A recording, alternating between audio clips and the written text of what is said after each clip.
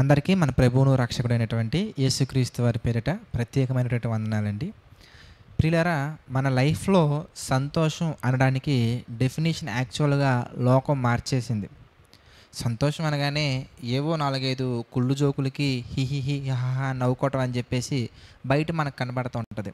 సంతోషం అనేది మనసుకు సంబంధించింది, నోటికి సంబంధించింది కాదు. అంటే మనస్ఫూర్తిగా మనం ఆనందాన్ని ఫీల్ అవ్వగలగాలి, మనస్ఫూర్తిగా ఆ సంతోషాన్ని మనం అనుభవించగలగాలి.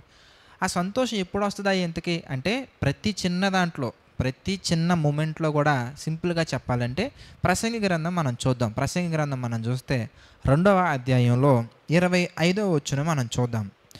ఆయన సెలవు లేక భోజనము చేసి సంతోషించుట ఎవరికి సాధ్యం? అంటే భోజనము చేసిన తర్వాత కూడా సంతోషించగలం మనం, భోజనం ద్వారా కూడా సంతోషించగలం మనం. అంటే కొంతమందికి తిన్నా అరగదండి, అదొక ప్రాబ్లమ్స్ ఉంటా ఉంటాయి. కొంతమందికి తిన్నది వంట పట్టకపోవడం అంటారు, అరగకపోవటం అంటారు, గ్యాస్ ప్రాబ్లమ్స్ అంటారు, ఆ ప్రాబ్లమ్స్ అంటారు. ఈవెందో ఆ ప్రాబ్లమ్స్ ఉన్నప్పటికీ కూడా ఆ సంతోషము, ఈ ఆనందం అనేది హృదయానికి సంబంధించింది కనుక ఆ సంతోషం మనకి రావాలి అంటే దేవుని యొక్క సెలవు, దేవుని యొక్క చిత్తం అనేది మన పట్ల ఉండగలగాలి. దేవుని పట్ల చిత్తం మన పట్ల ఉంటేనే మనం సంతోషంగా ఉండగలం. అంటే దీని అర్థం ఏంటి? ఇంతకీ మనం సంతోషంగా ఎప్పుడు ఉంటాం? ఎంత కనుక సక్సెస్, రియల్ సక్సెస్ మనకి ఎప్పుడైతే వస్తుందో అప్పుడు రియల్ హ్యాపీనెస్ మనకు వస్తుంది.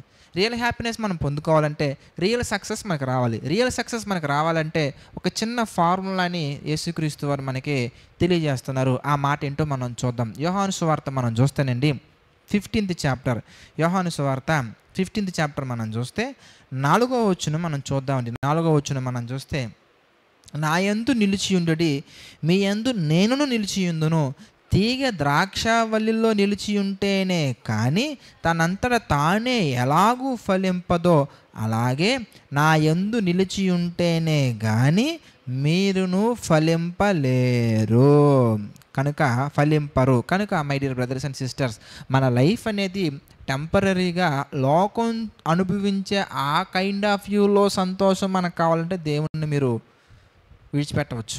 కానీ మీకు పరిపూర్ణమైనటువంటి సంతోషం, పరిపూర్ణమైన ఆనందం, నిత్య జీవం మీకు కావాలంటే కనుక ఇహమందు హింసలతో పాటు నూరంతల ఆనందం, నూరంతల ప్రతిఫలం పొందుకుంటూ నిత్య జీవాన్ని కూడా పొందుకోవాలనే ఆశ మీకు కలిగినట్లయితే కనుక, ఆ ఆలోచన మీకు ఉన్నట్లయితే కనుక మనం ఆధారపడవలసింది, మనం నిలిచి ఉండవలసింది క్రీస్తులో, వాక్యములో, ప్రభు యొక్క ప్రేమలో, ప్రభు యొక్క ఆలోచనల్లో, ప్రభు యొక్క సన్నిధిలో మనం నిలిచి ఉంటే తప్పకుండా దేవుడు మన యందు ఉంటా అంటున్నారు.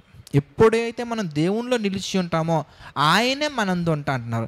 ఆయనే మనందు ఉంటే మనం ఫలిస్తూనే ఉంటామండి. అలాంటి గొప్ప ఫలింపు జీవితం మనకు కావాలంటే కనుక క్రీస్తులో మనం ఉండాలని మనస్ఫూర్తిగా కోరుకుంటూ ఈ నా మాటలు ముగిస్తున్నాను. ప్రార్థన చేసుకుందాం. దయచేసి ప్రతి ఒక్కరు కూడా ప్రార్థనలు ఏకీభవించండి. ప్రార్థన. ప్రేమగల తండ్రి, దయగల దేవ, పరిశుద్ధుడ, మహోన్నతుడ తండ్రి, గడిచినటువంటి కాలం అంతా కూడా మీ కృపలో నడిపించారు, సహాయం చేశారు. అందును బట్టి మీకే కృతజ్ఞతాస్తుతులు చెల్లించుకున్నాం తండ్రి. ఈ డివోషన్స్ ద్వారా మాలో ఎంతో గొప్ప ఆనందాన్ని, సంతోషాన్ని కలిగిస్తున్నందుకు కృతజ్ఞతాస్తుతులు చెల్లించుకుంటున్నాం తండ్రి. మీ చిత్తమైతే ప్రభా ఇంకా గొప్పగా తండ్రి ఎన్నో లోతైన విషయాలు ధ్యానించుటకు మాకు సహాయం చేయండి తండ్రి. మీ కృప చొప్పున నడిపించండి, బలపరచండి తండ్రి. ఈ యొక్క డివోషన్స్ తండ్రి అనేక మందికి షేర్ చేస్తున్న ప్రతి ఒక్కరిని తండ్రి దీవించండి, ఆశీర్వదించండి ప్రభా.